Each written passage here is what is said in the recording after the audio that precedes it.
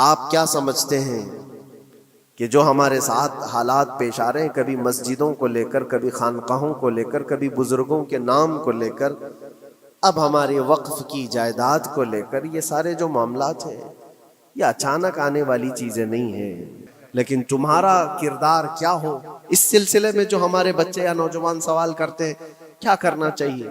پہلے سب سے پہلی چیز میں یہ کہتا ہوں، آج کے وہی حالات ہیں میرے عزیزوں، آپ کو پتہ ہے کچھ قومیں ایسی ہیں جو فیوچر پلاننگ کے لیے 100 سال کے بعد کا سوچتی ہیں، جبکہ یہ اسلام کا حصہ تھا۔ نبی کونین صلی اللہ علیہ وسلم نے 1400 سال بعد ہونے والی چیزوں کی پیشین گوئی فرمائی کہ نہیں فرمائی؟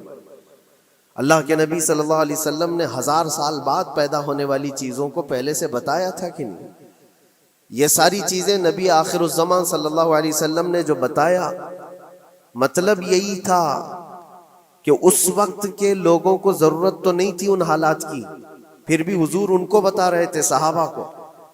آج جو چیزیں پیدا ہونے والی ہیں وہ رسول پاک کو پتا تھا، 1000 سال بعد ہونے والی چیزیں، لیکن اس وقت کے صحابہ کو یہ باتیں کیوں بتائی جا رہی تھی؟ ان کے حالات تو اس وقت کے نہیں تھے ویسے۔ اس کے باوجود نبی پاک صلی اللہ علیہ وسلم نے ان کو 1000 سال بعد ہونے والی چیزوں کی باتیں اس لیے بتائی کہ یہ دین اسلام فیوچر پلاننگ کے لیے کتنا ایکٹیو ہے یہ سمجھو، آگے کے لیے۔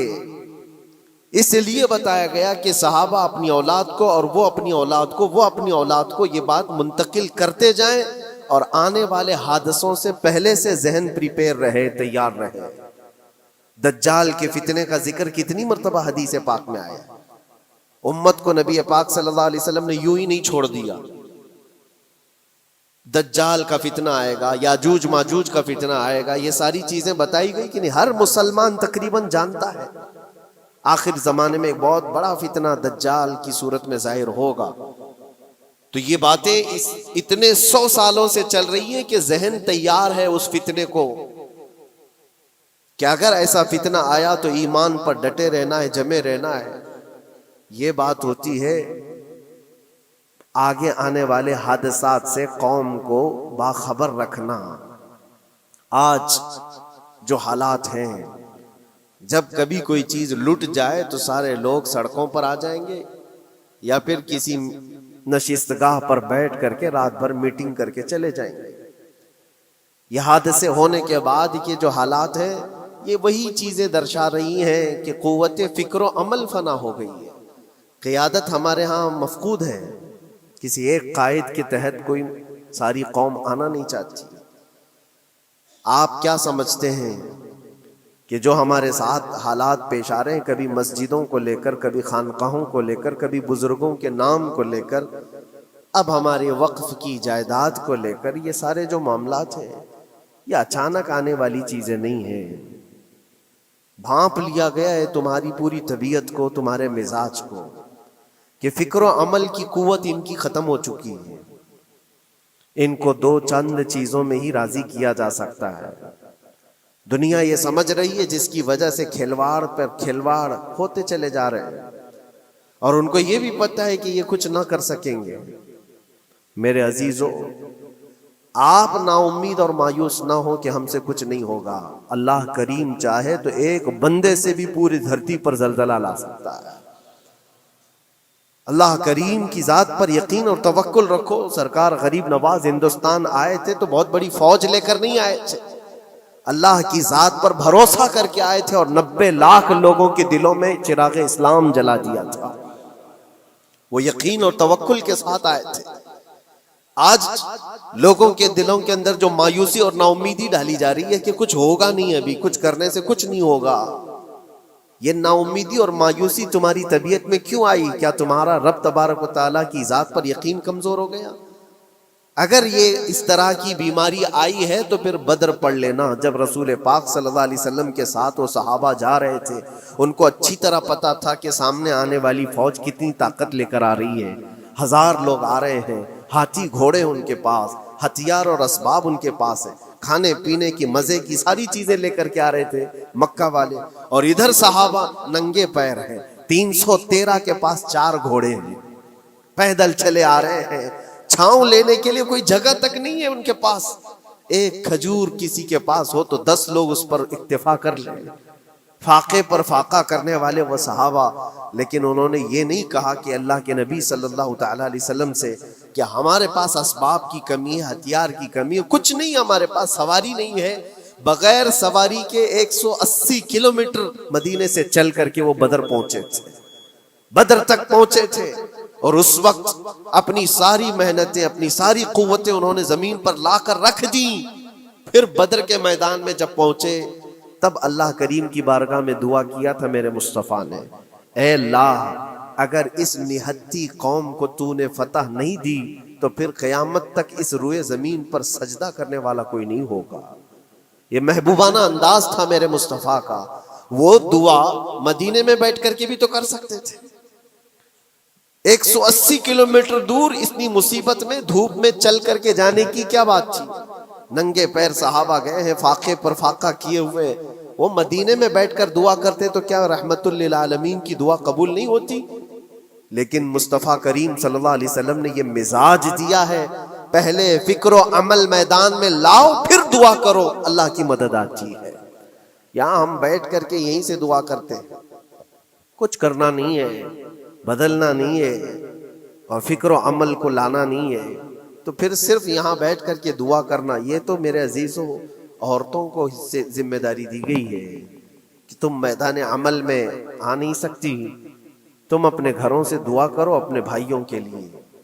لیکن یہ کام تو اب سارے مردوں نے بھی لے لیا ہے. بہرحال قوت فکر و عمل پہلے فنا ہو جاتی ہے جب کسی قوم کی شوکت پہ زوال آتا ہے. آج یہ جو سارے معاملات ہم دیکھ رہے ہیں، اس کی ایک خاص وجہ میں آپ کو بتانا چاہتا ہوں. آج سے تقریباً 8-9 سال پہلے میرا ایک بیان بھی ریکارڈ موجود ہے، کافی دنوں تک وہ چلتا رہا. میری اپنی بات نہیں تھی. سراج الامہ امام غزالی رحمۃ اللہ تعالی علیہ انہوں نے لکھا تھا کہ امت پر اگر ایک ایسا وقت آ جائے جب ان کے سامنے ان کے نبی کو گالیاں دی جا رہی ہیں اور امت کچھ نہ کرے، تو پھر وہ انتظار کرے کہ عنقریب وہ وقت بھی ان کے اوپر آنے والا ہے جب ان کی ماؤں، بیٹیوں اور سب عزتوں کو بازار میں نیلام کیا جائے گا اور یہ کچھ نہیں کر سکیں گے. وہ دن آ جائیں گے. بیسک وجہ وہاں سے شروع ہوئی کہ لوگ اپنے عیش و عشرت میں کچھ کمی نہ کر سکے. بارگاہ مصطفیٰ صلی اللہ علیہ وسلم کی گستاخیاں کھلے عام ہوتی رہیں، اور اس پر ہم لوگ جس طرح کے حالات دیکھتے رہے. بہت سارے لوگ تو مجھ کو یہ کہتے تھے، مجھ سے یہ کہتے تھے، کیا ضرورت ہے آپ کو بولنے کی، حالات دیکھ نہیں رہے آپ؟ ظالمو، تم کو اگر کوئی چھوٹی سی ماں کی گالی دے دے تو تم بپھر جاتے ہو اور اس کے اوپر آسمان توڑنے کی بات کرتے ہو. اور ہم اپنے نبی پاک صلی اللہ علیہ وسلم سے کروڑوں ماؤں سے زیادہ محبت کرتے ہیں. اس رسول پاک صلی اللہ تعالی علیہ وسلم پر کوئی بھونکتا رہے اور اس کا جواب نہ دو، تم یہ کہتے ہو مصلحت ہے، حالات ایسے ہیں یہ. تو پھر اپنا یہ لباس بدل دینا چاہیے، اپنا نام بدل دینا چاہیے. پھر اس دائرہ اسلام میں رہ کر کے مطلب کیا ہے؟ اسی لیے اقبال نے 100 سال پہلے ایک مزاج دیا تھا، ایمان ہے کیا چیز، اسلام ہے کیا چیز. تم کیا سمجھتے ہو داڑھی ٹوپی اور جبے کبے کا نام اسلام ہے؟ اسلام کیا ہے؟ اقبال نے کہا تھا کہ بارگاہ مصطفیٰ صلی اللہ تعالی علیہ وسلم کے قدموں تک اپنے آپ کو پہنچا دو، یہی دین ہے، یہی دین ہے. گر بہو نہ رسیدی تمام ابو لہبیست، اور اگر تم وہاں تک نہیں پہنچ سکے تو زندگی ابو لہب کی طرح. دین یہ ہے، آبرو ما زنام مصطفیٰ است، ہم سب کی عزت و آبرو حضور کے نام سے جڑی ہوئی ہے، ان کے نام سے جڑی ہوئی ہے ہماری عزت و آبرو. اور تم اس نام کی حفاظت نہیں کر سکو گے تو آگے یہ سب چیزیں آنے والی ہیں جو آ رہی ہیں. آج لوگ آج واویلا مچا رہے ہیں. یہ بات یاد رکھنا، شیطان کبھی فجر کی نماز کے لیے اٹھا نہیں سکتا، اور اگر اٹھا رہا ہے تو پھر اس کا کوئی مقصد ہے. شیطان اور نماز آج سختہ ان کے پاس ہے، طاقت ان کے پاس ہے، حکومت ان کے پاس ہے، ڈپارٹمنٹ ان کے پاس ہے، سب کچھ، جوڈیشری، ہر چیز ان کے پاس ہو، وہ کیا کر رہے ہیں اس سے مجھے مطلب نہیں۔ میں آپ سے یہ پوچھنا چاہتا ہوں، مجھے رہزنوں سے غرض نہیں، تیری رہبری کا سوال ہے۔ تم خیر امت ہو، رسول پاک کی امت میں ہو، تمہاری بھومکا جس کو کہا جاتا ہے، تمہاری یہاں پر زندگی کے معاملات یہ بہت زیادہ اہمیت کے حامل ہیں۔ تم کیسے بن سکتے ہو آج؟ اسی لیے قرآن پاک کی آیت میں نے شروع میں تلاوت کی۔ رب ذوالجلال فرماتا ہے ان اللہ لا یغیر ما بقوم حتی یغیروا ما بانفسہم، بے شک اللہ تعالیٰ اس وقت تک کسی قوم کی حالت نہیں بدلتا جب تک وہ قوم خود اپنی حالت بدلنے کی کوشش نہیں کرتی۔ جب تک اپنی حالت بدلنا نہیں چاہتے اس وقت تک اللہ تبارک و تعالیٰ نہیں بدلے گا۔ وَإِذَا أَرَادَ اللَّهُ بِقَوْمٍ سُوءًا فَلَا مَرَدَّ لَهُ، اور اللہ تعالیٰ کا یہ جلال بھرا ارشاد تو سنو، یہ 13ویں پارے کی سورہ رعد کی آیت ہے۔ اللہ کریم فرماتا ہے اور جب اللہ کسی قوم کے ساتھ سختی کا معاملہ کرنا چاہے، پکڑ کرنا چاہے، تو پھر کوئی طاقت اس کو ٹال نہیں سکے گی۔ رب تبارک و تعالیٰ جب کسی قوم پر عذاب لانا چاہے تو کوئی اس کو ٹال نہیں سکے گا۔ تو بدلو۔ اسی لیے اکثر یہ کہا جاتا، میں تو اپنی تقریروں میں جو چند مجھے چیزیں یاد رہتی ہیں وہ عرض کیے دیتا ہوں، باقی مجھے شعر و شاعری زیادہ یاد نہیں رہتی، لیکن جو دل پہ لگتی ہیں باتیں وہ ذہن میں محفوظ ہو جاتی ہیں۔ کسی شاعر نے کہا تھا جگہ جگہ کے تھک چکے ہیں تمہیں یہ ہنگامے، نشاط لذت خواب گراں بدل ڈالو۔ کیا مطلب ہے؟ روز ایک ایک ہنگامہ ہوتا ہے، تم کو جگا رہا ہے، اٹھ جا اے مسلمان، اٹھ جا، نشاط لذت خواب گراں بدل ڈالو، لمبی نیند سونے کی جو عادت پڑی ہوئی ہے اس مزے کو بدل ڈالو۔ غلط روی سے منازل کا بعد بڑھتا ہے، مسافروں روش کارواں بدل ڈالو۔ شاعر نے کہا ہے ادھر ادھر کی لے میں چلتے رہو گے تو منزل لمبی ہو جائے گی۔ جس راستے پر تمہیں چلنا ہے اگر بار بار ادھر ادھر مڑتے رہو گے، غلط روی اس کو کہتے ہیں، غلط چلنے سے منازل کا بعد بڑھتا ہے، منزل لمبی ہو جاتی ہے، جہاں پہنچنا تھا وہاں پہنچ ہی نہیں پاؤ گے۔ اسی لیے شاعر کہتا ہے مسافروں روش کارواں بدل ڈالو، قافلے کے چلنے کا جو طریقہ ہے اس کو بدل لو تم۔ یہ پوری کی پوری بات ہم پر فٹ ہوتی ہے، چلنے کا انداز بدل ڈالو اے نوجوان۔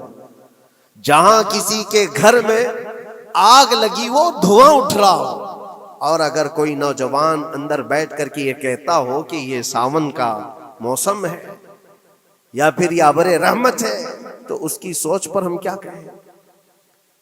جہاں آج پوری قوم قسم پرسی کے عالم میں ہو، امت محمدیہ کے یہ حالات آج دیکھ رہے ہیں، روزانہ دیکھ رہے ہیں۔ تم شیئر تو کرتے ہو، ہر جگہ شیئر کرتے ہو، اور سارے ریلز پر تم جو دیکھتے ہو ہنگامے روز، صرف ہندوستان کے نہیں پوری دنیا بھر کے فلسطین کے مظلوم بچوں کی لاشیں دیکھتے ہو اور شیئر کر کے آگے بڑھ جاتے ہو۔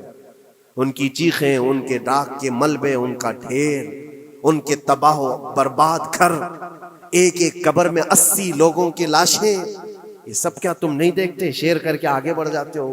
یہی تو ہنگامے ہیں جو تمہیں دھگا رہے ہیں، جگہ جگہ کے تھک چکے ہیں تمہیں یہ ہنگامے، ہنگامے خود ہی تھک گئے، یہ اٹھتا نہیں ہے، اٹھتا نہیں ہے۔ ایک دور وہ تھا 100 سال پہلے کا جب یہاں پر موجود انگریز اس قوم کو دیکھ کر یہ کہنے پر مجبور ہو گیا تھا یہ فاقہ کش موت سے ڈرتا نہیں ذرا، بھوکیوں پر بھوکا رہتا ہے لیکن موت سے ڈرتا نہیں، روح محمدی اس کے بدن سے نکال دو۔ روح محمدی ان کے بدن میں تھی، انگریز تھر تھراتے تھے، اس قوم کا کوئی جواب ہی نہیں ہے۔ سب سے زیادہ اگر کسی چیز سے ڈرایا جا سکتا ہے تو موت سے، اور یہ قوم ایسی ہے کفن تو اپنے کندھے پر لے کر گھومتی ہے، جہاں موت آ جائے سو جائے۔ یہ فاقہ کش موت سے ڈرتا نہیں ذرا، روح محمدی اس کے بدن سے نکال دو۔ یہ کس کی بات تھی؟ انگریزوں کی بات تھی۔ اور آج حالات بدل گئے، سارا کا سارا زمانہ تم پر آج بھوکے بھیڑیا کی طرح جھپٹ پڑا ہوا ہے۔ اور ان حالات میں آپ سے سوال کرتا ہوں، ایک طرف تیز آندھیاں چل رہی ہیں، ایک طرف گھر کے اندر آگ لگی ہوئی، ایک طرف بھوک اور پیاس کی شدت ستا رہی ہو، ایک طرف تمہارے بھائی بہنوں کی بیماریاں ستا رہی ہو، جب اتنے سارے معاملات ہو تو اے نوجوانوں بتاؤ تم کیا کرو گے اس وقت؟ رات بھر بیٹھ کر گیم کھیلو گے؟ کیا یہ گیم کھیلنے کا وقت ہے؟ اس نوجوان پر کیا یہ افسوس نہیں ہوتا کہ اس کے پوری امت کے حالات ایسے ہیں کہ بچوں کی چیخیں نکل رہی ہیں اور اس کو پب جی سے فرصت نہیں ہے، ریل بنانے سے فرصت نہیں ہے، یہ مجرے کرتا ہوا گھوم رہا ہے۔ مسجدیں ویران کیوں ہیں؟ خالی کیوں ہیں؟ تم نے مسجدوں کو ویران رکھا تو مسجدیں تباہ ہونے شروع ہو گئیں، دوسروں کی نظر ہونے لگ گئیں اور اس پر لوگوں کی غلط نظریں پڑنے لگ گئیں۔ آ جاؤ اے مسلمانوں، میرے مصطفیٰ کریم صلی اللہ تعالی علیہ وسلم کی ہدایات پر ایک بات چیلنج کے ساتھ کہتا ہوں، تمہارا نام اگر نبی پاک صلی اللہ علیہ وسلم کے نام سے جڑا ہے تو یہ چیلنج کے ساتھ میں کہتا ہوں، اس رہتی دنیا میں تمہیں پوری طاقتیں مل کر وہ عزت نہیں دے سکتی جو میرے مصطفیٰ کے قدموں کی وابستگی دے گی۔ کوئی تمہیں عزت نہیں دے سکتا، تمہیں وہیں آنا پڑے گا، اسی پوائنٹ پر آنا پڑے گا جہاں پہنچ کر کے خالد بن ولید نے عزت پائی تھی، اسی نقطے پر آ کر جمع ہو جاؤ جہاں عمر پہنچے تھے تو فاروق اعظم بن گئے تھے، اسی نقطے پر آ جاؤ جہاں علی پہنچے تھے تو حیدر کرار بنے تھے۔ ہر ایک کو عزت اسی بارگاہ سے ملی ہے، اور جو کچھ بھی معاملات ہو رہے ہیں اس کی ایک وجہ یہی ہے، ناموس رسالت پر تم نے ہلکے پن کا اظہار کیا تو پھر ہمارے سارے مسئلے داؤ پہ لگ جائیں گے، سارے مسئلے۔ یہ تو وقف ہے، ابھی دیکھو آگے کل تمہاری اذانیں نشانے پر ہیں، تمہاری جماعت کی نمازیں نشانے پر ہیں، تمہاری مسجدیں بھی نشانے پر ہیں کہ تم اپنے گھروں پر بھی جمعہ پڑھ سکتے ہو، چھتوں پر بھی نمازیں پڑھ سکتے ہو۔ یہ سب معاملات آئیں گے، برقع، حجاب، ٹوپی، داڑھی ویسے ہی چل چکے ہیں مسئلے، ہر چیز نشانے پر ہے۔ ارے تمہارے کھانے بھی نشانے پر ہیں، تم کیا کھاؤ گے، کیا بچاؤ گے، یہ بھی نشانے پر ہے۔ یہ سارے مسائل صرف اسی بنیاد پر ہے، قوت فکر و عمل پہلے فنا ہوتی ہے جب کسی قوم کی شوکت پہ زوال آتا ہے۔ اور یہ ایک بات یہ بھی میں بتا دوں، اقبال نے سچ کہا تھا، ان کے جو ہم غلام تھے خلق کے پیشوا رہے، ان سے پھرے جہاں پھرا پھر آئی کمی وقار۔ جو کچھ بھی ہوا ہے ہماری عزت و وقار میں کمی کا مسئلہ ان سے پھر جانے کی وجہ سے، نبی پاک سے تم دور ہوئے، یہ عزتوں اور وقاروں میں کمی ہے۔ عجیب سی بات نہیں ہے، یہ دوگلا پن نہیں ہے۔ میں ان نوجوانوں سے پوچھتا ہوں، نبی پاک صلی اللہ علیہ وسلم سے سچی محبت کا اظہار کرتے ہو، حضور سے اپنی جان سے زیادہ محبت کی بات کرتے ہو، لیکن جب ان کے اخلاق کی بات کی جائے تو تمہیں اخلاق ان کے پسند نہیں ہے، حضور پاک کا چہرہ نہیں پسند ہے، حضور پاک کے لباس تمہیں نہیں پسند ہے، تو پھر کون سی محبت کی بات کرتے ہو؟ اللہ کے رسول صلی اللہ تعالی علیہ وسلم سے تم بے انتہا محبت کی بات کرتے ہو، پھر وہ محبت کا تقاضا یہ ہے کہ تمہاری ظاہری زندگی میں بھی تو نظر آئے کچھ۔ محبت کا تقاضا یہ ہے، تم شرما جاتے ہو، دنیا کیا کہے گی مجھے، دنیا کیا کہے گی، دقیانوسی کہے گی، فنڈامنٹل کہے گی، پرانے زمانے کا کہے گی، میں چہرے پر داڑھی رکھ لوں تو لوگ مجھے پتہ نہیں کیا کیا کوسیں گے۔ تم نے دنیا کے لیے اپنے آپ کو بدل لیا، یہ نہیں سوچا کہ یہ وہی دنیا ہے جو 4 دن کے بعد میری دوستی کو لات مارے گی اور 4 دن کے بعد مجھے قبر میں رکھ کر کے منو مٹی پر دبا دے گی، اور مجھے جانا تو ہے، پھر قبر میں منہ دکھانا ہے تو اسی مصطفیٰ کو دکھانا۔ جہاں یہ نہیں پہنچ سکتے وہاں رسول پاک ہوں گے، محشر کے میدان میں جہاں کوئی سہارا نہیں ہوگا اس وقت رسول پاک تمہارا ہاتھ پکڑ رہے ہوں گے اور تم نے ان کا خیال نہیں کیا۔ آ جاؤ اسی نقطے پر، اسی پوائنٹ پر جہاں ہماری کامیابی مضمر ہے۔ میں صرف اور صرف اپنے بیانوں میں یہی چیز عرض کرنا چاہتا ہوں، صرف اتنا چاہتا ہوں اے نوجوانوں، جس کے نام سے تم آباد ہو اس نام کے ساتھ صحیح معنوں میں جڑ جاؤ، کیونکہ قرآن کا وعدہ ہے وَلَا تَهِنُوا وَلَا تَحْزَنُوا وَأَنْتُمُ الْأَعْلَوْنَ إِن كُنتُم مُؤْمِنِينَ۔ گھبراؤ مت، پریشان مت ہو، تم سب سے زیادہ بلند رہو گے۔ اگر اللہ نے فرمایا ہے تو یہ 100% حق ہے۔ اللہ نے فرمایا ہے تم سب سے زیادہ بلند رہو گے، لیکن آگے رب فرماتا ہے ان کنتم مؤمنین، اگر تم سچے ایمان والے ہو جاؤ۔ اور ایمان کس کو کہتے ہیں؟ لا یؤمن احدکم حتی اکون احب الیہ من والدہ وولدہ والناس اجمعین۔ میرے آقا فرماتے ہیں ایمان اس وقت تک کمپلیٹ نہیں ہوگا جب تک تم اپنے ماں باپ اولاد اور ساری دنیا سے زیادہ مجھ سے محبت نہ کرو۔ یہ ہے۔ اور اخیر میں یہی کہوں گا، ہر مسئلے کا حل، سارے تمام ایشوز کا خلاصہ، علاج ایک ہی چیز میں ہے کہ محمد سے وفا تمہیں ہے تو ہم تیرے ہیں۔ یہ جہاں چیز ہے کیا؟ لوح و قلم تیرے ہیں۔ لوگ انتظار میں ہیں، بہت سارے لوگ یہ پوچھتے بھی ہیں ہمیں کیا کرنا چاہیے، ہمیں کیا کرنا چاہیے؟ ظلم پہ ظلم ہوتا جا رہا ہے۔ ظالم اپنے انجام پر ضرور پہنچیں گے، کیونکہ قرآن میں اللہ کا وعدہ ہے وَسَيَعْلَمُ الَّذِينَ ظَلَمُوا أَيَّ مُنْقَلَبٍ يَنْقَلِبُونَ۔ ان قریب ظالم یہ دیکھ لے گا کہ اللہ اس کو کس پلٹی پر پلٹائے گا، کس کھائی میں گرائے گا، اسے اندازہ بھی نہیں ہوگا، اس کے بنے ہوئے جالوں میں وہ خود پھنسے گا۔